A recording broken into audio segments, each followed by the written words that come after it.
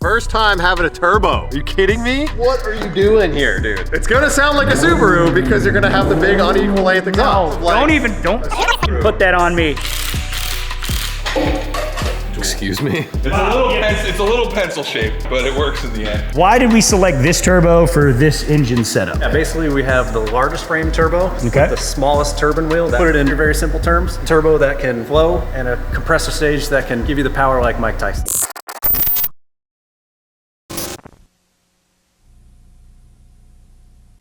Ah, yes. Another beautiful day here in Compton, California. Today's the best day of this project because we're getting to add some stuff to it. That's right. Dude, first time having a turbo. Are you kidding me?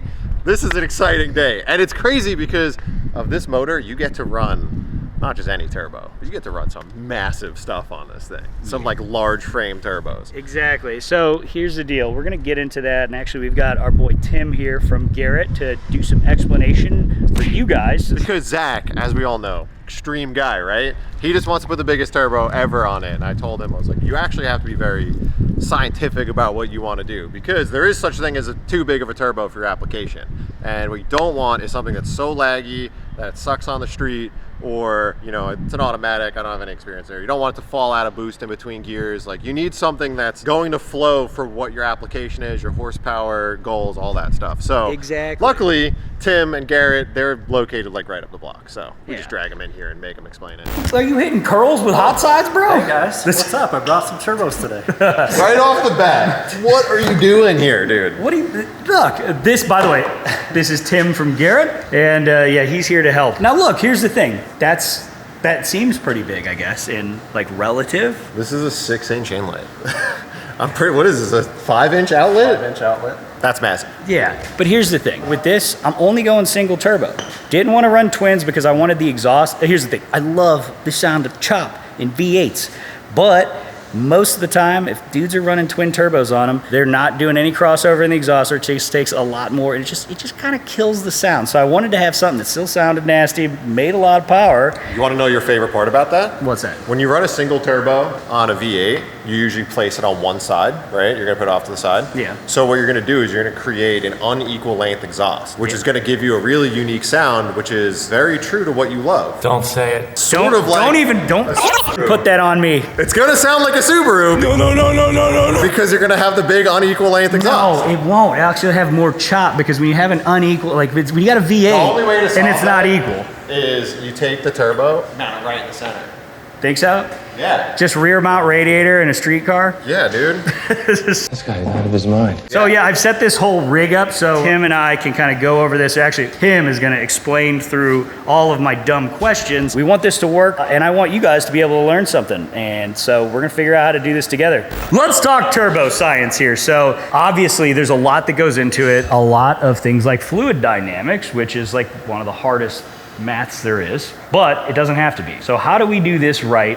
And how did we get to the point of this big hog being the proper turbo to make that thing light off and party like we want to? So there's a few ways. You can go through all the calculations, Okay. which would be, let's figure out the fuel type, let's figure out your horsepower, engine displacement, and calculate all that together. Or you can go to GarrettMotion.com. We have a boost advisor, which you can input 9 inputs, fuel type, intercooler type, and it gives you suggestions that are going to make the horsepower requirements you want. So no math. Okay. Nice and simple. No math. That's what we like. Okay. All right. So hit me with this. Why did we select this turbo for this engine setup? Yeah, basically we have the largest frame turbo, Okay. with the smallest turbine wheel. That way you're going to get the best boost response, but the maximum power from the compressor stage. So to put it in very, very simple terms, Okay. turbo that can flow like Eminem, Cinnamon, and a compressor stage that can give you the power like Mike Tyson. Mike Tyson? Simple. Small wheel, big housing. Yeah. Okay. So what do we do with that side? Because we got 2 different options there. Yes. So kind of walk me through how this works. A over R stands for area over radius. Okay. Now what that means is the area of the turbine inlet Yep.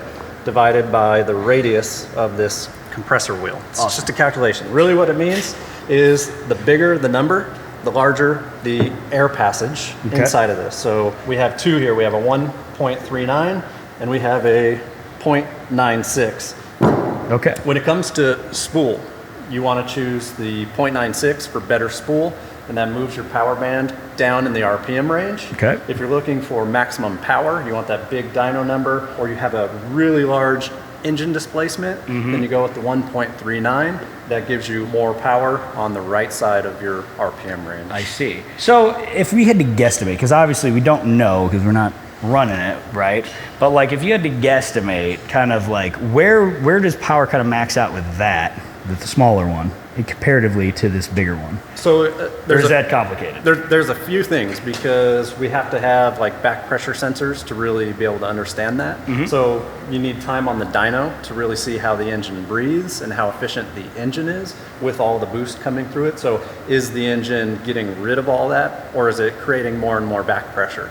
If it creates back pressure, that's basically your engine is losing efficiency as it goes up in RPM. That would mean that you've maxed out flow of the turbine housing. Okay. So what you'd see on a dyno when using different turbine housings, if you're giving it more boost and it's not doing anything more, you're maxed out the flow. So you want to go up in size on a turbine housing. I see. So we've given you the largest and the smallest, so that we can see how this engine is going to perform at those two different A over Rs. Nice. And so all of this, like, is the sizing of the outlet the same on both of these? It is. Okay, yeah, so yeah. I'll be able to, like, I could switch it out without having to change a bunch of piping and stuff like that. Yeah, they're both 5-inch outlets. Okay.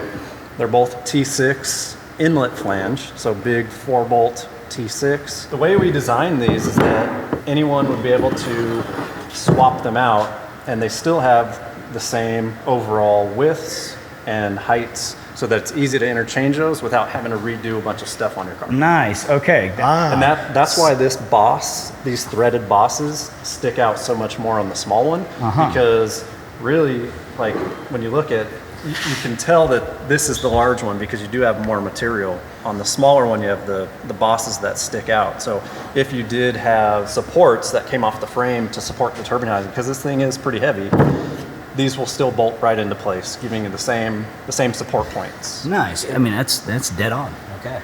So let's get into exhaust management, if you will, with these things. Yeah. Right? Okay. So these, I see GV50, this is your wastegates, obviously. Do these come in different sizes?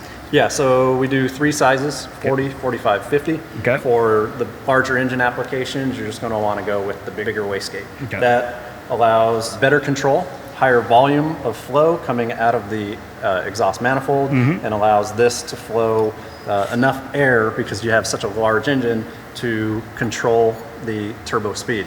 So as the pressure of the spring that's in this, which is set at 1 bar of pressure, 14.5 pounds, the spring starts to open up, let's say call it around 10. As it approaches 14 pounds of pressure, of exhaust pressure, this thing will be fully open, and it's going to try and keep the turbine wheel at that 14 pounds of what it's making at that RPM. Okay. For you, you have 2, because you're going to have 1 wastegate off of each runner. Yep. And that's going to give you better control over the entire system. Okay. And so placement of these, what's the best move for placing this? So yeah, when it comes to placement for wastegates, you want air priority, which means that if your manifolds are coming out off of the engine here, and you're going to have 2 crossover, like a crossover pipe to where the turbo would be, you would want the wastegate inlet to be in line with the flow of the exhaust air. So if this curved to a 90 degree over here, you would want to pop it in off the front so that that air is still hitting it directly. Oh, so you would want like a little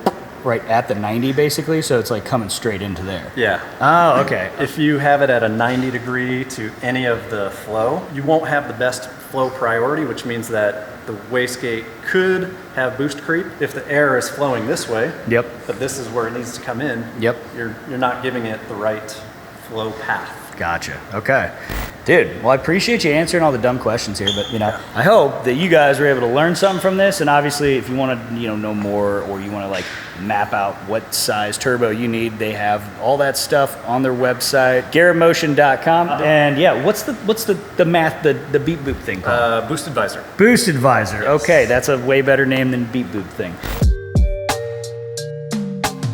All right, it's a new god dang day. And you know what? Back on the Tahoe.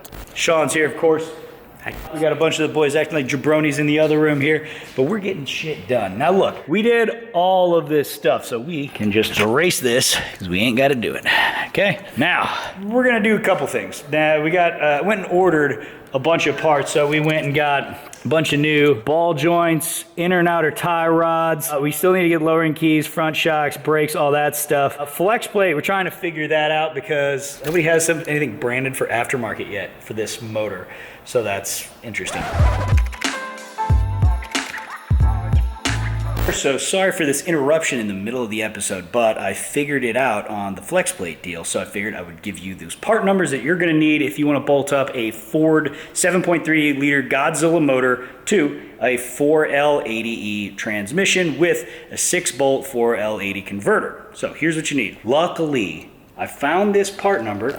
So TCI Automotive, and part number is 529640. So it's just your standard Ford modular motor flex plate. You know, they make like one that will convert for a 4L80, so it's got the 6 bolts. It's exactly what you need. Here's the deal. These were sold out and TCI was way back order on, but luckily somebody on eBay Motors had one, so I was able to buy it, thank God, because we don't need any more delays on this project. Been waiting long enough and we need to see this bad motherfucker fire up. So I don't think a part like this is covered by the eBay guaranteed fit, but that's okay. We're mixing and matching a lot of different parts for a lot of different motors and engines from different manufacturers. And here's the best part. With the eBay guaranteed fit, you can buy with confidence knowing that you're gonna get the right part the first time. And in the event that that doesn't actually fit, you can send it back free of charge and get all your money refunded. But we got the right part. It's a good looking piece, and it's even got the spacer that you need already on it.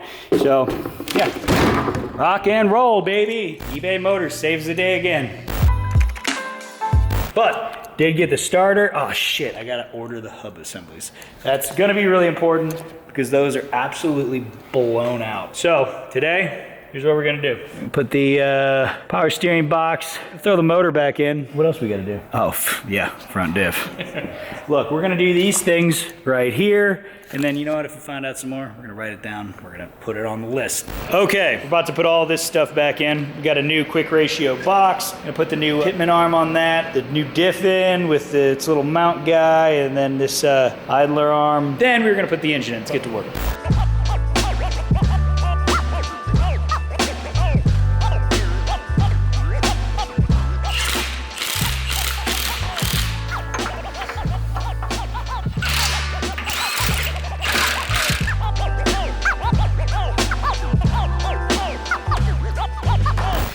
All right, party time. We get to put this motor back in, even though it's gonna come back out again because we gotta change this flex plate, but we just got it sitting on there just because we gotta get everything lined up because we got fun stuff coming up here.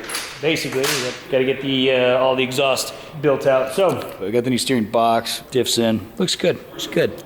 You ready? Ready. It needs to come towards. Excuse me. It's good. It's a little pencil shaped, but it works in the end.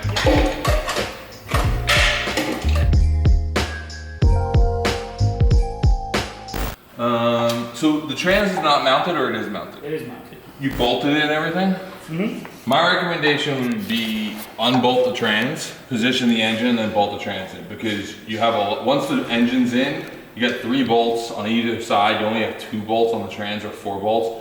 You can maneuver it because you can also loosen the subframe and get a little bit of shimmy there, or we don't have as much play here. Because like right now, at least on my side, I need to come forward a 1/4 inch. And like we tried pulling on it, we're not really getting it to come forward a 1/4 inch.